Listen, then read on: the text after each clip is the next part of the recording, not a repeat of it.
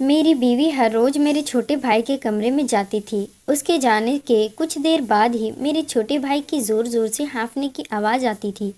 आखिर यह दोनों उस कमरे में करते क्या हैं? इसी बात का पता लगाने के लिए मैं एक दिन में छोटे भाई के कमरे में छुप गई। कुछ ही देर बाद जब मेरी बीवी उस कमरे में आई, तभी मैंने जो देखा उसे देखकर मेरी आंखें फटी की फटी रह गई, क्योंकि वह दोनों मेरा नाम जितेंद्र है। मेरे पापा के पास ज़्यादा ज़मीन जायदाद न होने की वजह से वह ड्राइवर की नौकरी करके हमारा घर चलाते थे, लेकिन मेरी पढ़ाई लिखाई में उन्होंने कभी कोई कमी नहीं आने दी। मेरी मेहनत और उनके साथ की वजह से मैंने अच्छी नौकरी पा ली थी। अब हमारे घर का खर्चा भी अच्छे से चलने लगा और अपने छोटे भाई को भी मैं अच्छे से पढ़ाने लगा। ऐसे ही कुछ वर्ष निकले कि एक बार मेरी माँ कपड़े धो रही थी, तभी उनकी अचानक से तबीयत खराब हो गई और चक्कर आने की वजह से वह गिर गई। गिरने की वजह से उनके कमर में काफ़ी चोट आई, जिससे डॉक्टरों ने उन्हें बेड रेस्ट बता दिया था। अब समस्या आ पड़ी थी कि हम लोगों के घर का काम कौन करे। कोई अच्छी नौकरानी भी नहीं मिल रही थी। काफ़ी जगह पता किया, लेकिन कोई फ़ायदा न हुआ। तभी हमारे पड़ोस के अंकल हमारे घर आए और उन्होंने कहा कि क्यों न जितेंद्र की शादी करवा दी जाए। वैसे भी जितेंद्र की शादी की उम्र हो गई है और इससे तुम्हारे घर में रौनक भी आ जाएगी, क्योंकि मेरी माँ की तबीयत खराब होने के बाद पूरा घर शांत सा लगता था। पिताजी ने भी हाँ बोल दी और अच्छे रिश्ते की तलाश में लग गए। तभी कुछ दिन बाद मेरे पिताजी के दोस्त हमारे घर पर आए। चाय नाश्ता करने के बाद उन्होंने मुझे अपने पास बुलाया और कहा कि हमारे जितेंद्र के पास अब अच्छी नौकरी भी है और काफ़ी संस्कारी होने की वजह से मैं इसका रिश्ता करवाने आया हूँ। मेरे साले की लड़की है, अभी ग्रेजुएशन कंप्लीट होने की वाली है, बहुत गुणवान लड़की है, इसलिए मैंने उनका रिश्ता जितेंद्र के साथ करने की सोची है। अगर तुम लोगों को कोई ऐतराज ना हो तो मैं उन लोगों से बात कर लेता हूँ। मेरे पिताजी ने कहा कि तुम मेरे बचपन के दोस्त हो और तुम ही रिश्ता लेकर आए हो, तो कोई बुराई नहीं हो सकती। इसलिए मेरे पिताजी ने उनको हाँ बोल दिया। कुछ दिनों बाद वह लोग मुझे देखने आए और उन्होंने झट से मुझे पसंद कर लिया और चंद दिनों में ही हमारी शादी की तारीख भी निकल गई। लड़की का नाम अनीता था। कुछ ही दिनों के बाद हमारी शादी हुई और बड़ी ही धूमधाम से अनीता को हमारे घर में लाया गया। सभी रस्मों रिवाजों के साथ मैंने और अनीता ने अपने जीवन की नई शुरुआत की। अनीता सर्वगुण संपन्न होने की वजह से उसने पूरे घर को बहुत अच्छे से संभाल लिया था। मेरी माँ की भी देखरेख करती और कुछ ही दिनों में उसने हमारी माँ की कमर को बिल्कुल ठीक कर दिया। वह रोज़ शाम को मेरी माँ को बाहर घुमाने लेकर जाती थी और जब मैं घर आता तो मेरी खैर खबर में लग जाती। वो अपने माता पिता के जैसे ही मेरे माता पिता का ख्याल रखती थी। लेकिन कुछ ही दिनों के बाद मेरी माँ की तबीयत फिर से ख़राब हो गई। डॉक्टर के पास ले जाया गया, लेकिन रास्ते में ही वो हम सबको छोड़कर चली गई। पूरा घर दुख में पड़ गया था, लेकिन जैसे तैसे हम लोगों ने खुद को संभाल लिया और फिर से जीवन की उथल पुथल में लग गए। कुछ ही दिनों बाद हमारे घर में कुछ रिश्तेदार आए। अनीता की बुआ और उनके कुछ जानकार थे। पड़ोसी गांव में उनकी कोई रिश्तेदारी होने की वजह से वहाँ कोई फंक्शन में आए थे। इसी वजह से आते हुए हमसे मिलकर भी चले आए। ये सोचकर हमारे घर आ गए और हम लोगों के साथ एक रात रुकने का निर्णय कर लिया। ऐसे ही उन लोगों के साथ एंजॉय करते हुए और बातें करने में कब एक दिन का समय निकल गया कुछ पता ही नहीं चला। दूसरे दिन वो लोग चले गए और मैं अपने ऑफिस के लिए निकल गया। ऐसे ही दिन निकलते गए, लेकिन कुछ दिनों बाद ऑफिस में मुझे चक्कर आने लगे और मैं खुद को संभाल भी ना पा रहा था। दवाई वगैरह लेने के बाद मुझे कुछ ठीक लगा, तब मैं घर आ गया। अनीता ने जल्दी आने का कारण पूछा तो मैंने कोई ना कोई बहाना बना लिया और कमरे में चला गया। मैं नहीं चाहता था कि अनीता को किसी भी तरह की कोई फिक्र हो। मैंने पहले तो नॉर्मल तबीयत ख़राब जैसा सोच लिया, लेकिन मेरी तबीयत में कोई सुधार नहीं हुआ। डॉक्टरों के पास चेकअप करवाया गया। चेकअप करवाने के बाद डॉक्टरों की रिपोर्ट आई तो उसमें यह लिखा था कि मेरे दिल में एक छेद है। उस समय अनीता भी मेरे साथ ही थी, क्योंकि जब मैं चेकअप करवाने आ रहा था तो वो ज़िद करके मेरे साथ आ गई थी। डॉक्टर ने दवाई शुरू कर दी और रोज़ाना लेने को कहा। मैं रोज़ाना दवाई के साथ कुछ दिनों से डॉक्टर से चेकअप करवाने लगा। एक दिन अनीता के मायके से फ़ोन आया कि अनीता के भतीजा हुआ है, इसलिए छोटा सा लेडीज़ फंक्शन रखा गया। वो लोग अनीता को कुछ दिनों के लिए लेने आ रहे हैं। मैंने तो हाँ बोल दिया, लेकिन अनीता ने जाने से मना कर दिया। उसने कहा कि वो मुझे अकेले छोड़कर नहीं जाएगी। मैंने अनीता को बहुत समझाने की कोशिश की, लेकिन अनीता ने मेरी एक ना सुनी और वहाँ पर नहीं गई। खैर, जैसे तैसे अनीता ने वहाँ उन लोगों को भी समझा दिया। कुछ दिनों बाद मुझे बहुत अजीब सा लगने लगा था।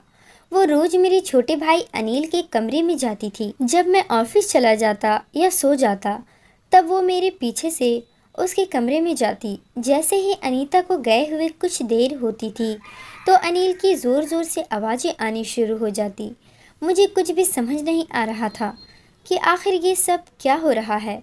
मैं जब भी अनीता से इस बारे में पूछने की कोशिश करता, तो वो कोई ना कोई बहाना बनाकर बात को बदल देती, लेकिन मैं भी कहाँ मानने वाला था। मुझे तो सब पता लगाना था कि आखिर अनीता कर क्या रही है।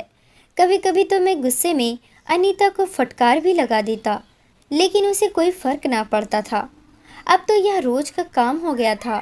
मुझे खाना खिलाकर रोज़ रात को अनीता अनिल के कमरे में जाने लगी, और दिन के समय में जैसे ही मैं ऑफिस के लिए निकल जाता, तो वह अनिल के कमरे में चली जाती। कभी कभी मैं ऑफिस जाने के बहाने बाहर चला जाता, लेकिन कुछ ही क्षण बाद वापस लौट आता, यह देखने के लिए कि अनीता कहाँ पर है। लेकिन वापस आकर देखता तो अनीता अनिल के कमरे में जा रही होती थी, या फिर कभी आ रही होती थी। मुझे तो अब अनीता और अनिल पर शक होने लगा था कि आखिर इन दोनों के बीच में हो क्या रहा है। आखिर अनीता मेरी बीवी थी, उसे पूरा हक था मुझे सब कुछ बताने का, और मुझे पूरा हक था कि अनीता जो कुछ भी कर रही है उस चीज़ का मुझे पता हो। लेकिन मुझे अनीता इस लायक नहीं समझती थी, और वह खैर ऐसे ही कुछ दिन निकले। मेरा शक तो चरम सीमा पर पहुंच गया था। अनीता का स्वभाव भी बदलने लगा था। जब भी मैं अनीता से इसके बारे में पूछता था, तो पहले तो वह बात बदलती थी, लेकिन इन दिनों वह चिड़चिड़ी हो जाती। जब भी मैं इस बारे में बात करता, अनीता मुझ पर गुस्सा करने लगती और कहती कि आपको शक के अलावा कुछ आता भी है या नहीं। उसकी इस तरह की बातों पर मुझे विश्वास नहीं हो रहा था, क्योंकि अनीता कभी भी ऐसी बातें नहीं करती थी। इतनी समझदार लड़की अब गुस्से वाली हो गई थी। मैंने अनीता के पिताजी से बात की अनीता के स्वभाव के बारे में, तो उन्होंने अनीता से बात करने के लिए बोल दिया और कहा कि हम उसे समझाएंगे। लेकिन मैंने उन्हें पूरी बात नहीं बताई, क्योंकि आखिर हमारे घर का मैटर था। मैं उन्हें कैसे बोल सकता था कि अनीता तो। लेकिन जैसे तैसे दिन निकलते गए। एक दिन मैंने अनीता को अपने साथ लिया और हमारे घर से कुछ ही दूरी पर बने गार्डन में ले गया। अनिल बार बार मुझसे पूछ रहा था कि क्या हुआ भैया, आप ऐसे मुझे कहाँ पर लेकर जा रहे हैं। तभी मैंने गुस्से भरी निगाहों से अनिल की तरफ देखते हुए कहा, क्या आखिर चल क्या रहा है तुम्हारा अनीता के साथ। तभी अनिल ने कहा कि ये क्या बोल रहे हैं आप, वो मेरी भाभी है और भाभी माँ समान होती है। मुझे उसकी इन मीठी मीठी बातों पर ज़रा भी विश्वास नहीं हो रहा था, क्योंकि मुझे पता था कुछ तो है इन दोनों के बीच। मैंने अनिल की तरफ घूरते हुए कहा कि देखो अनिल, चुपचाप साफ साफ बता दो कि अनीता तुम्हारे कमरे में क्या करने आती है। अनिल ने कहा कि नहीं भैया, भाभी तो मेरे कमरे में आते ही नहीं है। उसने सरेआम झूठ बोल दिया था। अब तो मेरा गुस्सा 7वें आसमान पर पहुंच चुका था और मैंने खींच के एक तमाचा अनिल की गाल पर जड़ दिया। अपने जवान भाई पर इस तरह हाथ उठाना मुझे बिल्कुल शोभा नहीं दे रहा था, लेकिन आखिर मैं करता भी क्या।